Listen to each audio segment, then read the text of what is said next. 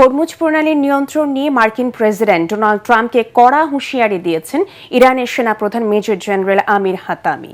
বলেন, এই অঞ্চল রক্ষায় ইরানি বাহিনী প্রয়োজনে ট্রাম্পের পা ভেঙে দেবে।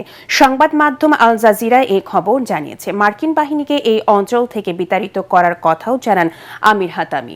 পারস্য উপসাগর, ওমান সাগর কিংবা হরমুজ প্রণালীতে প্রবেশের ক্ষেত্রে কোনো অনুমতি এখন আর নেই যুক্তরাষ্ট্রের। এর আগে হরমুজ প্রণালীকে মার্কিন ভূখণ্ডে পরিণত করার হুমকি দিয়েছিল ট্রাম্প।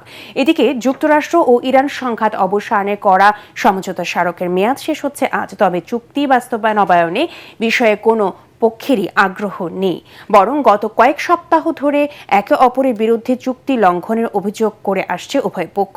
টেলিগ্রামে দেওয়া এক পোস্টে ইরানি পররাষ্ট্রমন্ত্রী আব্বাস আরাগচি জানান, যুক্তরাষ্ট্রের সাথে আবার আলোচনার বিষয়ে এখনো কোনো সিদ্ধান্ত হয়নি।